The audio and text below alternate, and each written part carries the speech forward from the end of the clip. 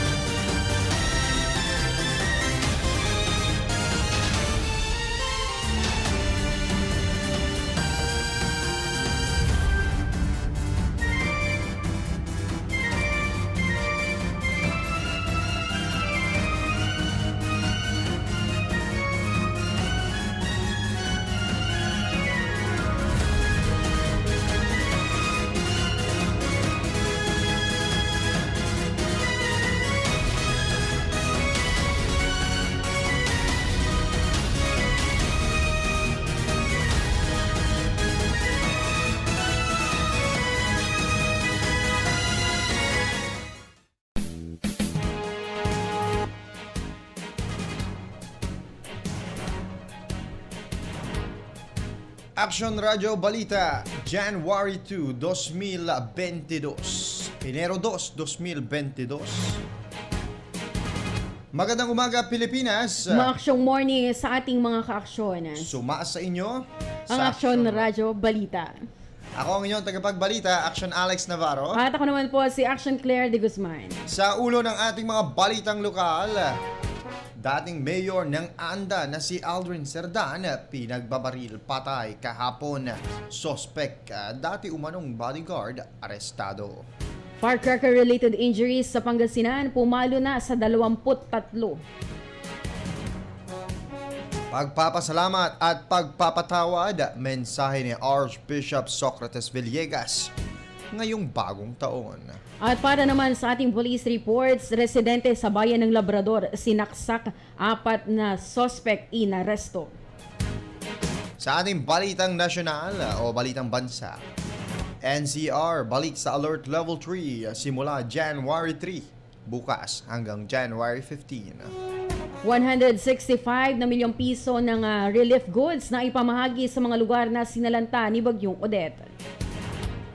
Sa atin naman pong balitang ibayong dagat o balitang foreign, 45 na mamamahayag nasawi noong 2021 ayon yan sa Media Watchdog. At para naman sa ating balitang showbiz, Lito Lapid, magbabalik nga ba sa pelikula ngayong 2022? Nako. Sa atin naman pong balitang pampalakasan o sports, Gene Kings versus SMB CC Club sa MOA Arena ngayong taon. Kami pa rin ho ang inyong mga kapiling kasama sa programang Action Radyo Balita. Ako po si Action Alex Navarro. At ako naman po si Action Claire de Guzman. Sa atin naman hong laman ng mga balitang lokal. Unang araw pa lamang ng taong 2022. Kahapon, buena manong balita ang pagbaril patay kay dating Anda Mayor Aldrin Cerdan.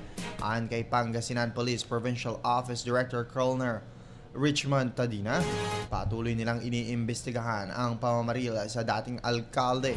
Bandang alas 11 ng umaga na naganap mismo sa farm nito sa Purok Sampaguita, barangay na Magbagana sa parehong bayan. Sinabi ni Tadina na batay sa paunang investigasyon na nagpapahinga lamang umano si Cerdan nang dumating ang suspect sakay ng motorsiklo. Nagkaroon umano ng pag-uusap ang dalawa. Ngunit sa hindi mabatid na dahilan, bigla na lamang umanong pinagbabarila ng suspect ang dating alkalde gamit ang M16 rifle. Nagtamo si Cerdan ng mga tama ng bala ng barila sa kanyang iba't ibang bahagi ng katawan na agad dinala sa Rural Health Unit ng Anda, subalit idineklarang dead on arrival ng doktor. Ang balitang ito ay hatid sa inyo ng ACS Manufacturing Corporation, ISO Certified, World-Class Quality. Samantala sa kaugnay na balita, agad nakilala ng kapulisan ang suspect sa pagpatay kay dating Anda Mayor Aldrin Cerdan. Sa masusing pagsisiyasat ng mga pulis na tukoy ang suspect ay dating bodyguard ni Cerdan. Nakilala ito bilang si William Kagampan alias Dugong, residente ng barangay na Magbagan sa parehong bayan. Sa pahayag na inilabas ng Pangasinan Police Provincial Office, sinabi ni Colonel Richmond Tadina na agad na aresto ng mga pulis si Kagampan sa barangay Tondol, Anda, Pangasinan, kasunod sa ikinasang hot pursuit operation pagtapos ng pamamaril. Na-recover sa pangangalaga ni Kagampan ang ginamit na M16 rifle, 3 maliliit na magazine at 55 rounds ng 5.56mm ammunition. Hinggil dito, tiniyak ni Tadina na ginagawa ng Pangasinan Police ang lahat upang mabigyan ng hustisya ang naging pagpatay kay Cerdan. Samantala, bagamat walang patid na naging paalala ng mga otoridad na iwasan ang paggamit ng firecrackers sa pagsalubong sa bagong taon, nakapagtala pa rin ang kapulisan ng mga biktima ng paputok. Umabot na sa 23 ang bilang ng firecracker-related injuries sa lalawigan sa pagsalubong ng bagong taon. Ayon ho yan sa Pangasinan Police Provincial Office o PPO. Batay sa tala ng kapulisan, mula sa 13 mga bayan at lungsod mula ang biktima ng paputok sa Pangasinan. Nabatid kay PPO spokesperson Lieutenant Colonel Ferdinand Diazes na nasa 4 na individual ang nabiktima ng paputok sa bayan ng Malasiki, habang 3 naman ang naitala sa bayan ng Manawag, Asingan at Ordaneta City. Pailan-ilan lang din ang naputukan sa mga bayan Ayon kay Diasis, karamihan sa mga biktima ay nagtamo ng minor injuries makaraang gumamit ng ipinagbabawal na boga, quitis at Judas belt. Samantala sa kabila nito, sinabi niya na naging maayos, payapa at matiwasay ang pangkalahatang pagsalubong ng bagong taon sa lalawigan. Sinabi niya nakasagsagan ang pagsalubong sa 2022 o 2022. Lahat ng kapulisan sa lalawigan ay nakaalerto, gayon din ang lahat ng logistics ng bawat himpilan ng pulis tulad ng mobile patrols at iba pa. Samantala, pagpapasalamat at pagpapatawad, ito ang naging laman ng homilya ni Lingayen Dagupan Archbishop Socrates Villegas para sa bagong taon. Ayon sa kanya, mahalaga na bago maramdaman ang tunay na saya sa pagbati ng Happy New Year, ay kailangan muna umanong matutong magpasalamat. Sinabi niya na hindi makikita ang tunay na kahulugan ng ligaya kung hindi malalaman ang ibig sabihin ng salitang salamat.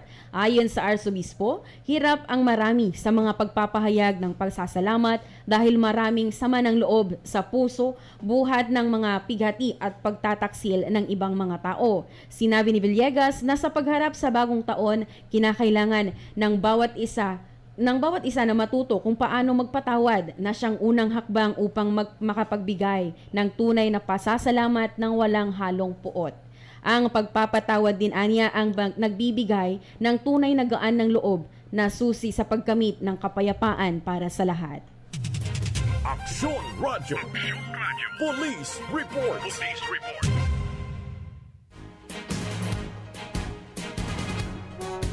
Arestado naman ang 4 ng sospek sa kasong pananaga kay Jessie Castadena, 46 na taong gulang at residente ng Barangay Bolo, Labrador, Pangasinan. Sa isinagawang follow-up investigation ng Labrador Police Station, hinggil sa naturang insidente ay nahuli ang 7 sospek na sina Ian Kiray, 19 anyos, Kim Jason Perez, 20 anyos, Rodelio Yaneza, 33 at Armando Yaneza, 44 anyos. Base sa paunang investigasyon ng Labrador PNP sa pakikipag-ugnayan sa saksi ng pananaksak ay naglalakad umano si Castadena pauwi sa kanyang bahay bandang alas 11 ng gabi noong December 30 nang lapitan siya ng mga nabanggit na sospek. Sinundan ito ng palitang argumento dahilan ng pananaga kay Castadena. Aniya, ang sospek ay nasa impluwensya ng alak. Dinala ang biktima sa Regional 1 Medical Center o R1MC. Samantalang ang 4 na sospek ay inaresto at ngayon ay nasa kustodiya na ng Labrador Police Station para sa tamang disposisyon. Sa kaugnay na balita, sa huling petsa ng taong 2021, sa ganap na alas 4:30 ng hapon, December 31, nang maganap ang isa pang kaso ng pananaksak sa bayan ng Aguilar. Sa resulta ng investigasyon na pag-alamang nagpunta umano sa isang sari-sari store ang biktimang si Justin Raceles, 19 na taong gulang, residente ng Barangay Lawag sa nasabing bayan. Bibilian niya si Raceles ng soft drinks. Ang suspect na si Lorenzo Tongpalan, 64 na taong gulang sa kaparehong lugar naman ay nasa harap ng bahay ng biktima na malapit sa sari-sari store. Inaya umano ng suspect na si Raceles sa isang fist fight nang biglang nagkapikunan ang mga ito. Nilapitan nitong Palan ang binata, sabay hatak nito ng kanyang patalim at 2 beses nitong tinaga ang biktima. Isinugod sa pagamutan si Raceles na matapos nitong magtamo ng sugat sa kaliwang bahagi ng kanyang kamay at kaliwang ibabang bahagi ng tiyan nito. Nasa kustodiya na ngayon ng Aguilar Police Station ang suspect, pati na rin ang mga ginamit na patalim para sa tamang disposisyon. Nakalipas na alitan ang nakikitang motibo ng insidente. Samantala mga kaaksyon, sa atin hong pagtutok sa national news kung saan ang NCR ay ibabalik sa Alert Level 3 sa Enero 3, bukas hanggang 15. Kasabay ho niya na ang ating foreign news, showbiz at sports ay antabayanan po ninyo. Makaraan lamang ho ang ilang mga paalala.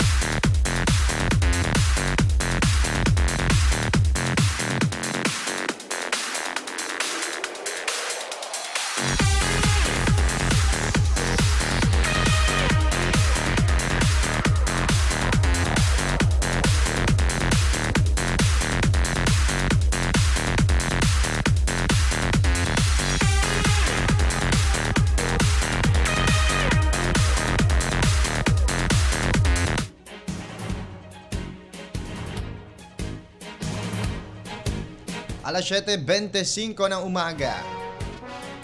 Muling nagbabalik ang inyo pa rin pong mga tagapaglingkod, tagapagbalita. Ako po si Action Alex Navarro. At ako naman po si Action Claire de Guzman. At sa atin naman hong pagtutok sa balitang nasyonal. Dahil sa biglang pagtaas ng kaso ng COVID-19, inilagay sa mas mahigpit na Alert Level 3 ang Metro Manila simula Enero 3 hanggang 15, 2022. Sa press briefing sa Davao City noong Biyernes, sinabi ni Acting Presidential Spokesperson Carlo Nograles na ang pagbabalik sa Alert Level 3 ay napagdesisyonan ng Interagency Task Force on Infectious Diseases o IATF dahil sa inaasahang pagtaas pa ng bilang ng mahahawaan ng COVID-19 dahil na rin sa mga holiday activities at sa pagkakatuklas ng local cases ng Omicron variant. Kinumpirma rin ng Department of Health na may 10 bagong kaso ng Omicron, 3 ang local base o hindi lumabas ng bansa. 2 sa local Omicron ay mula sa Bicol at 1 sa National Capital Region. Sa ilalim ng Alert Level 3, papayagan ng ilang establishmento na mag-operate ng hanggang 30% in their venue capacity para sa mga fully vaccinated individuals. Hanggang 50% naman sa outdoor venue capacity. Pero kailangan na fully vaccinated ang mga empleyado. Pinapayagan pa rin ang intrazonal at interzonal na paggalaw pero maaaring magpatupad ng paghihigpit ang mga local government units na maaaring i-monitor at reviewin ng mga regional IATF.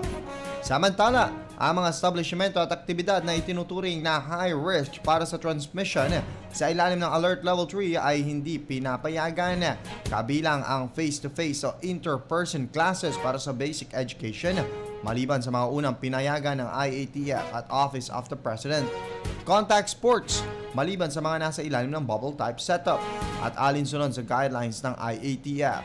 Games and amusement boards at Philippine Sports Commission at aprobado ng mga LGUs. Fun fairs, carnivals at kid amusement industries kabilang ang playgrounds, playroom at kiddie rides. Venues na may live voice o wind instruments, performers at audiences katulad ng karaoke bars, clubs, concert halls at theaters, casinos, horse racing, cockfighting at operation ng cockpits, lottery at betting shops, at iba pang uri ng gaming establishments maliban sa mga may pahintulot ng IATF o Office of the President, pagtitipon ng mga individual na hindi nakatira sa iisang bahay. Noong nakaraang Lunes, December 27, nasa 318 lang ang newly daily cases, umangat ang bilang sa 421 noong Martes at sumirit sa 889 noong Miyerkules at 1,623 nitong Huwebes. Noong Biyernes, 2,961 na naitalang mga bagong kaso ng COVID-19. Noong November, inilagay sa Alert Level 2 ang Metro Manila nang bumaba ang COVID-19 cases sa nasabing rehiyon. Samantala, umaabot sa halagang 165 million pesos ang naipamahagi na ng National Disaster Risk Reduction and Management Council o ang NDRRMC sa rehiyon ng Visayas, Mindanao at Southern Luzon na sinalanta ni Super Typhoon Odette. Ito ang inihayag ni NDRRMC Executive Director Undersecretary Ricardo Halad kaugnay ng patuloy na relief mission sa mga lugar na dumanas ng matinding delubyo ni Bagyong Odette bago magpasko nitong December 2021. Sinabi ni Halad na ang mga relief goods ay naipamahagi sa tulong ng mga aircrafts ng Philippine Air Force o PAF, sa mga barko ng Philippine Navy at Philippine Coast Guard o PCG, gayon din ng mga trucks ng Philippine Army. Sinabi ni Halad, tuloy-tuloy ang pagbuhos ng mga donasyon para sa mga biktima ng bagyo. Tiniyak pa ni Halad na walang tigil ang pagtutulungan ng mga ahensya ng pamahalaan hanggang sa makabangon ang mga apektadong lugar. Samantala, nakatanggap din ng Pilipinas ng tulong mula sa ibang bansa tulad ng Japan, China, Korea at Amerika at maging sa organisasyon na AHA Center. Kaugnay nito, inihayag ni Colonel Jory Baclor, hepe ng AFP Public Affairs Office, na nakatanggap ang AFP Mobile Kitchen sa Cebu ng 500,000 pesos na halaga ng mga pagkaing dilata na donasyon mula sa San Miguel Foundation na kailangang ipapakain sa mga biktima ng bagyo sa Cebu. Magugunita na una nang nag-donate ng 18 million pesos na halaga ng relief goods ang San Miguel Foundation Incorporated sa Maasin sa Southern Leyte bilang tulong sa mga residente na naapektuhan ng paghagupit ng kalamidad. Sa atin naman home, balita mula sa ibayong dagat. Nasawi ang kabuuang 45 na mamamahayag sa buong mundo sa taong 2021. Batay yan sa International Federation of Journalists o IFJ. Malapit naman ang naturang bilang sa 46 na inestima ng isa pang media watchdog na Reporters Without Borders. Sa datos, siyamang nasawi sa Afghanistan, 8 sa Mexico, 4 sa India at 3 sa Pakistan. Base naman sa bilang ng Asia-Pacific region, pinakamarami pa rin ang Afghanistan na may 20 nasawi, Amerika na may 10, Africa 8, 6 sa Europe at tig-1 sa Middle East at Arab countries. Aksyon Radyo. Showbiz Balita.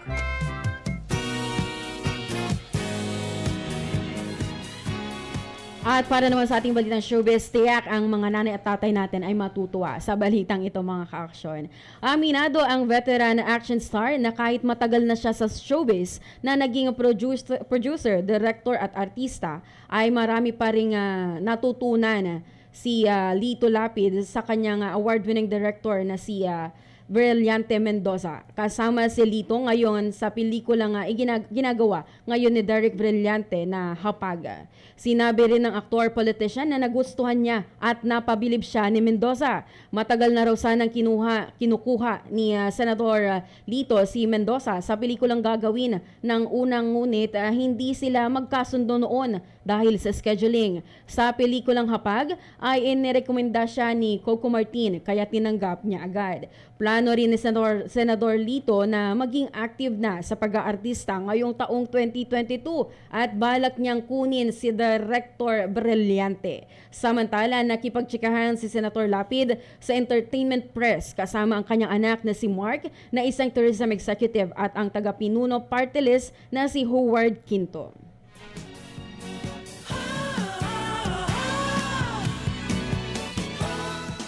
Aksyon Radyo. Sports News. Nagbabalik muli sa Mall of Asia Arena ang Philippine Basketball Association sa pamamagitan ng back-to-back playdates sa venue sa pagpapatuloy ng Governor's Cup sa Enero 2022. Ngayong taon, makakalaban ng defending champion Barangay Ginebra ang San Miguel sa main game sa doubleheader sa Enero 16. Sasagupain naman ng TNT Tropang Giga ang Terra Firma Jeep sa 4 p.m. sa first game. Ang una sa dalawang araw na schedule ay magsisimula sa Enero 15 sa laban ng Magnolia at NLEX. Ilang sandali matapos ang Northport Blackwater encounter. Ito ang unang pagbabalik ng PBA sa Pasay venue matapos ang 2 taon. Alright, so yan ang mga balita ho natin mga ka-aksyon. Nako, babatiin po muna natin. Ayan ang ating mga tropang giga. Ayan, ang ating hong mga ka-aksyon. Yes, napatuloy na nakikinig at tumututok sa atin sa Facebook Live. Yes, mga Yan, batiin natin ang sobrang napamahal na din sa atin si Ma'am Delia Cabais, Hi kay po. Mama Janice Fabillar. Hi Ayan, magandang umaga po sa inyong lahat at Happy New Year. Yan, binabati din natin lahat ng mga ka-aksyon ho natin. Pamilya, kung Claire, baka gusto mong batiin yung mga pamilya mo. Ayan, binabati ko po yung pamilya ko na hindi ko pa nauwian kahapon. Alam niyo na. So sad. Pero Happy New Year. Happy New Year po sa mama ko, sa papa ko, sa kapatid ko, sa 2 kong kapatid. At sa lahat ng nakikinig dyan sa may Barangay Santo Domingo, Taguig, Pangasinan, sa pamilya ng De Guzman, Javier at Paho family po. Happy New Year po. See you soon. See you Yes. soon, mga ka-action. Binabati ko po lahat ng pamilya ko din, Navarro family especially. Ayan, Navarro family sa lungsod ng Dagupan, Rabe family sa Vigan, Navarro family, Season family sa Malasiki, Pangasinan, at Navarro family sa Malasiki. Ayan, at syempre yung mga nakasama ko nung bagong taon. Oo. Ayan, yung mga yung mga tricycle drivers. Yes. Charot. Hindi, yung mga Yung mga nakasama po police. natin. Oo. Hindi lang sila. No? Yung mga kaibigan, ganyan. Oo. Yung pinuntahan ako ng 2:00 ng madaling araw. Ayan, sila Paul. Ayan, binabati ko, Paul, friends, at si Clyde. Ayan, pinuntahan nila ako 2:00 ng madaling araw. Ayan, Happy New Year. Happy New Year sa inyong Lahat. At Si Claire, Happy New Year pala kay Claire de Guzman. Oh, Happy New Year din kay Alexander James Navarro. Happy New Year kay Jeric James Pasiliao at Oo. kay Ma'am Dav. Oo, Happy Tibakay. New Year kay Ma'am Dav Tibakay na nagsasalad siguro ngayon. Yes. Si Action Conrad, Happy New Year sa kanya, no? Nagkape Oo. sila. Nagkape with lumpiang Shanghai. Nagkape with alcohol. Oo. Kape with friends. Yes. Ang pangit ng lasa Action Conrad. Oo, Matapang masyado. Parang Ah? mabango lang pero yung lasa medyo hindi kaaya-aya. Ay, Tara. batiin din pala natin. Bakit? Nakailan ka ba pala? Madami. Ha? Oo. Nakapagbuhos ka talaga. O, kailangan natin lumimot. Ganyan. Tapos lumimot. Dahil kumakanta-kanta tayo. Kaya ganito ang boses natin. medyo paoso, no? Diretso yung awit. Ah, oo. Mula alas 5 ng madaling araw hanggang kagabi, alas 6 ng gabi. Pero Dire-diretso 31, yun. umaawit ka din sa pagkakaalam ko. Oh, di ba dito? Alam mo yun, di ba? Oo, sige. Yun, batiin natin ang nakatutok sa atin ngayon. Kung hindi sa Facebook Live, ay nakikinig po lagi si Ma'am Flor ng Aringay, La Union. Happy New Yes. Year po, Ma'am. Long time no No see. see. Last year pa natin siya nakita, no? Oo, at saka long time na hindi nagko-comment si Ma'am, siguro awan load na. Nga naimbag na bigat kanyang dita, Ma'am Flor, dyan po sa may Aringay, La Union. At sa Naimbag pamilya naman tayo. parang masyantos siya kabuasan yun, no? Masantos siya kabosan Ah. si kayo amin. Naimbag nga bigat, kada kayo am amin kakabsat. Opo, mga ka-action, ano? At the weekend so close, you can almost taste it. Go ahead, because you're the boss until Monday morning. Yun. Sunday na Sunday yan, parang pang Oo. Monday dapat yun. Hindi kasi Monday morning eh. Oo. Oo. Kailangan daw bukas ikaw yung malakas ka hanggang bukas ng umaga. Wala lang. Yan, batiin natin. Binabati ko yung aso ko, si Gatsu. Ayan, nakita ko lang. 6 years ago pa lang. And speaking of aso, pero pag-usapan na lang natin mamaya sa Barangay yan. Patrol. Pag-uusapan din ho natin mga business at yung tungkol sa New Year pa rin. New oo. Year pa rin, mga ka-action. Pero batiin natin, bago tayo magpaalam mga Oh, go. ka-action, ay batiin po natin si Ma'am Francisca Hovero. Happy New Year din po, Ma'am. Happy New Year. Uy, wait lang, may hindi pala ako nabati. Action Claire. Yung si Kuya ko nga Ayan. Binabati ko pala si Kuya James Daniel Avido Cans at ang Cans family sa South Dakota, California. Happy New Year. Si Kuya ko, Mark Nex Navarro, Happy New Year din. Happy New Year po. Opo, Happy New Year sa inyo. At ayun, maraming salamat sa inyong pagtutok sa aming mga programa, mga ka-action. Hanggang dito na lamang po, At yan ang kalipunan ng mga balita na kalap ng ating mga Action Radio reporters. Nakasama ho natin sa ating News Information Center, si Action Dav Tibakay at Action Jeric James Pasiliao. At nakasama rin po natin sa Technical Department si Action Conrad Alvarez. Sa pangalan ho ng aming Station Manager, Action Violi Valdez Ferrer. Ako po si Action Claire de Guzman. Ako naman po si Action Alex Navarro, mga ka-action. Muli, nag-iiwan na ho kami sa inyo ng isang ma-aksyon at mapagpalang araw ho ng linggo. Tumuto kayo sa programang Action Radio Balita dito sa Action Radio Pangasinan. Una sa aksyon, Una sa balita, sama-sama tayo, Pilipino.